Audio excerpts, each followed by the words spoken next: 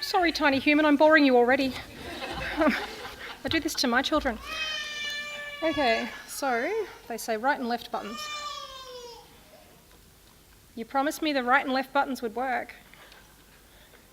Okay, so I've noted a change in recent years in the legislative perception of the role of local government, shifting as it relates to food, shifting originally from very much a regulatory role around food handling and food safety into more of a public health promotion aspect.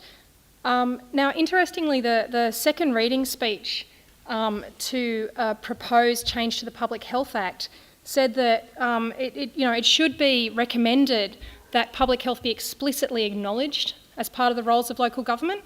But the response to that and the eventual outcome was not to include public health specifically as a responsibility of local government, because they said, look, it's just so self-explanatory that we can just take it for granted. Interesting. And also that they also already had such an extensive planning and reporting burden. Anyone work for local government?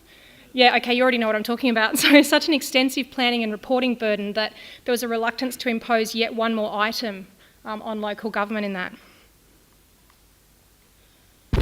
Oops, that's what you have to do, hit the microphone.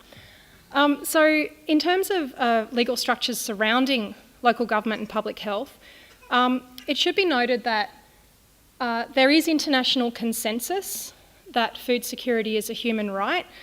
However, international law, unlike domestic law, it only operates by consent. So obviously we don't have to consent to the speed limit, sadly, but we do have to consent to international law. So we can sign up to all the treaties and conventions that we like.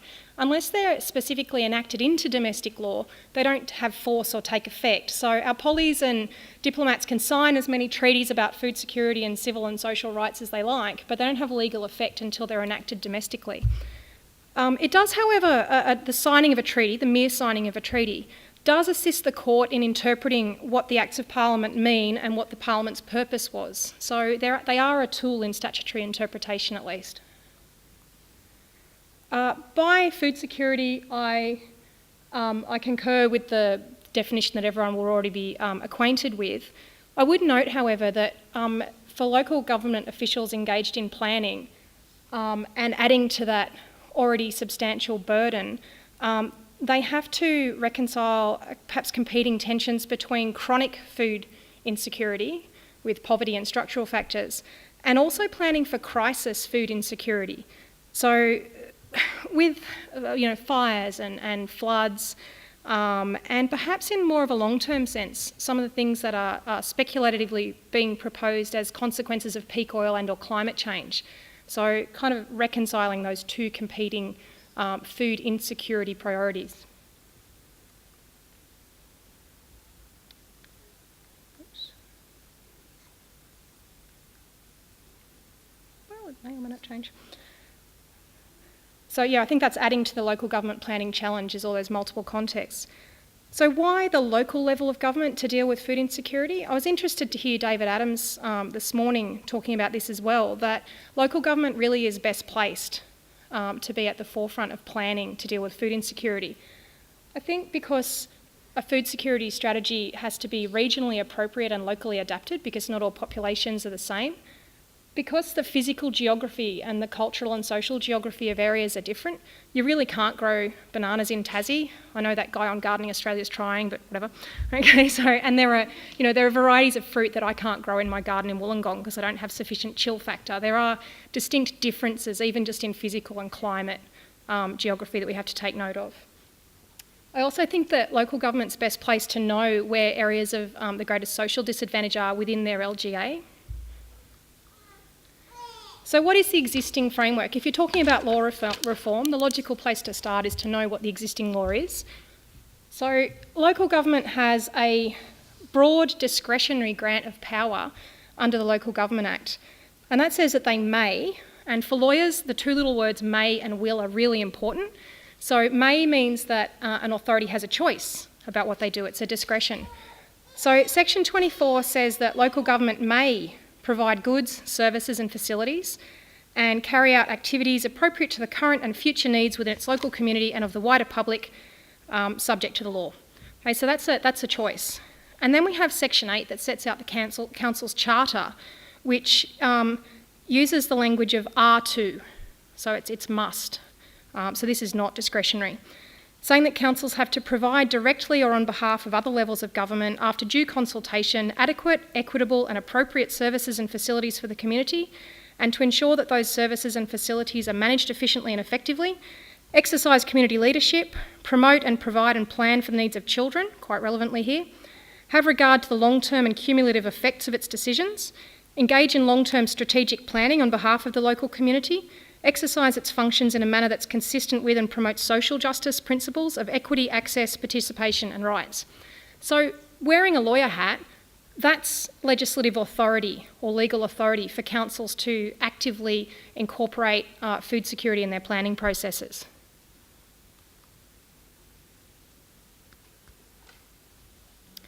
So what are the legal structures surrounding those planning processes? I'm sure if you work in local government, you're already well and truly aware of this.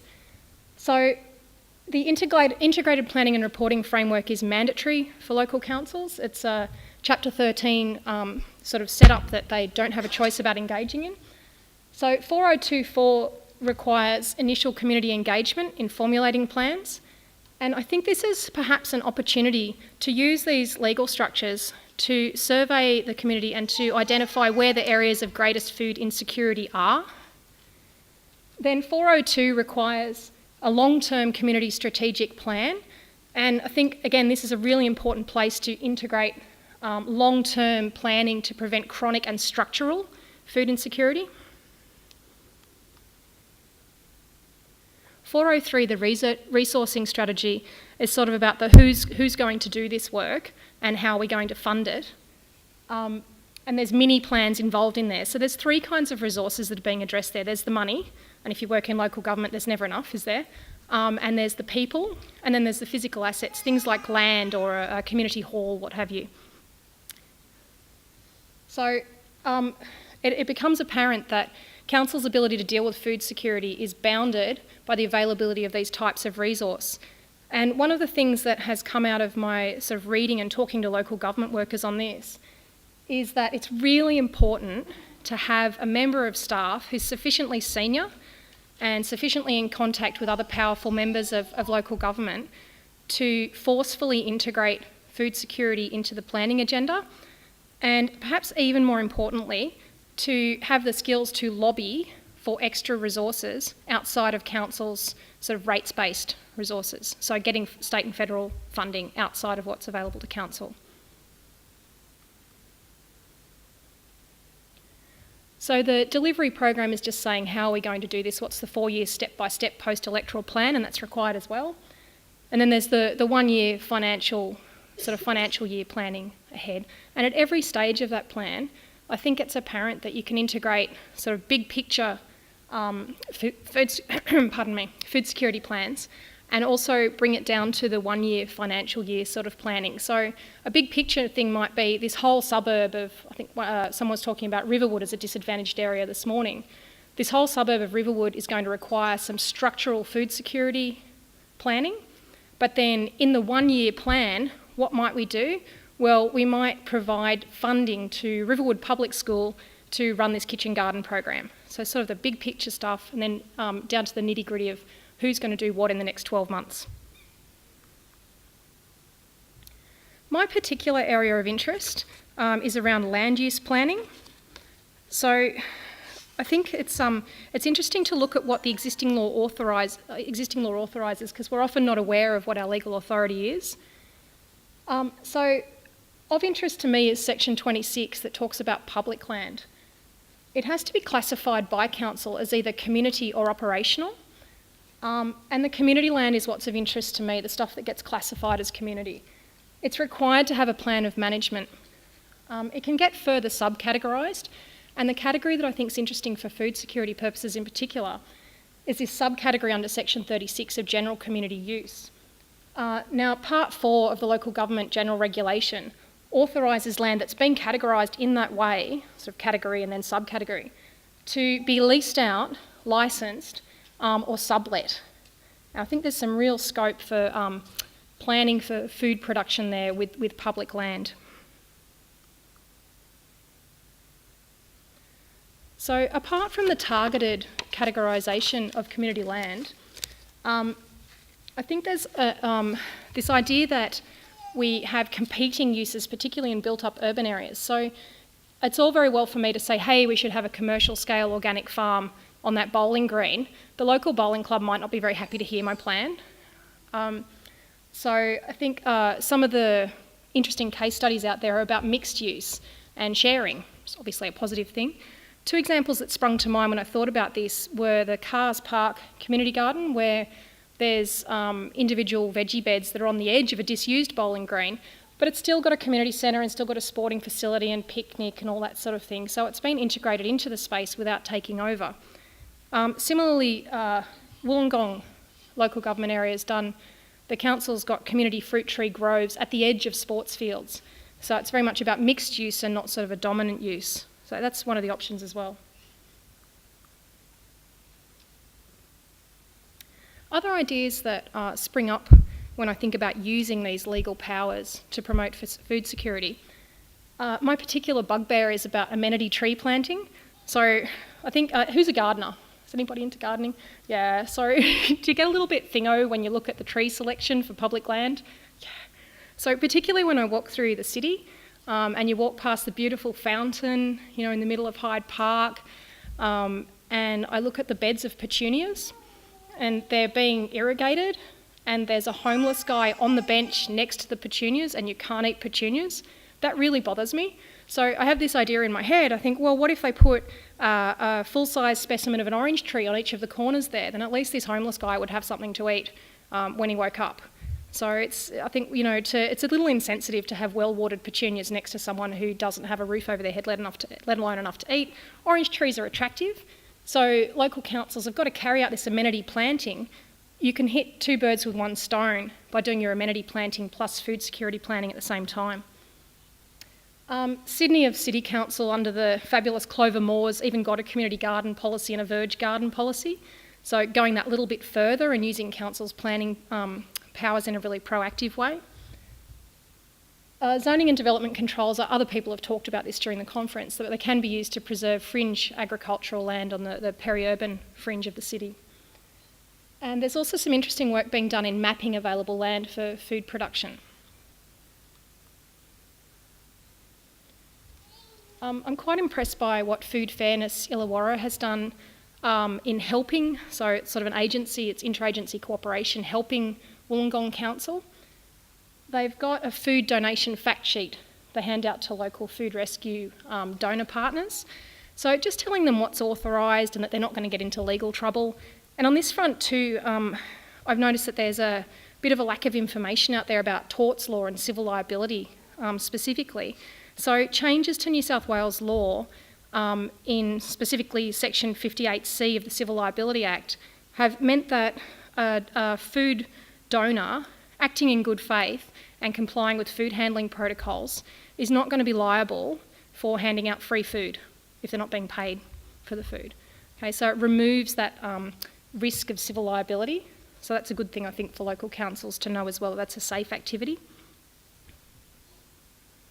Oops. I have some more contentious ideas about planning and zoning, and I think I'd like some feedback about those. But I think there's probably an argument for councils using planning and zoning law to foster competition between the retailers. So I noted that one of the speakers just before lunch was talking about losing an appeal in land and environment law to stop a fourth McDonald's being put in La Trobe. So we are going to rely, I think, on state government helping out with some legal change and letting local councils put into effect what their communities might be saying about planning and zoning and what they do and don't want in terms of food retail. But in the meantime, there is some scope for an activist council to be a bit assertive around planning and zoning, what they do and don't approve, and perhaps to try and skew that sneakily in favour of some of the independents. Less radically, there's capacity to help set up co-ops that cut out middlemen and thus bring down the price of food. So physical space can be important for a food co-op to get set up. I've seen the one in Thirroul down in Wollongong again that's had a lot of assistance from the local council in setting up. Liability insurance can be a big thing for a food co-op, and assistance with complying with food handling regulations, because there's a certain amount of perhaps well-justified fear around running a retail outlet that involves food handling and the possible liability there. And CSA, or food box schemes and farmers markets, are something that again can require a physical space, and I think some part of council's role in using their legal powers can be around providing that physical space, training, liability insurance, that sort of thing again. Oops. So I do acknowledge that, as I said, that local government is subject to serious resource strictures and already has fairly horrific planning and reporting responsibilities. Wouldn't want to add to that. So I think that there's definitely a role for some forceful advocacy, which is a recurring theme in the conference, in advancing food security on the state and federal agenda, particularly where there's decisions being taken that compromise food security, like broader level whole of suburb planning, that sort of thing. And on that note,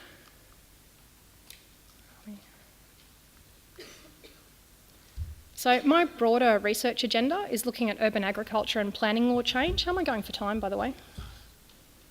Yep, great. Okay, so what I'd like is some feedback, some thoughts, some suggestions, particularly from people who are working in planning processes and in local council.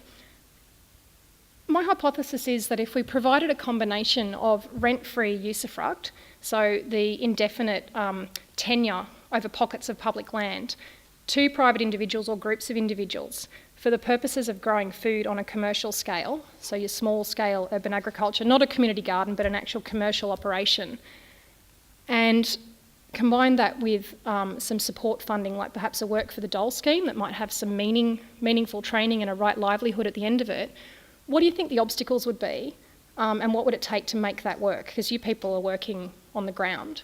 So I suppose for the purposes of my research, I'd like to know what's the problem with that idea and how we can actually make that work. And what sort of help do you need from the law? Is it in your way? Does it need to help you? So I'll leave it at that.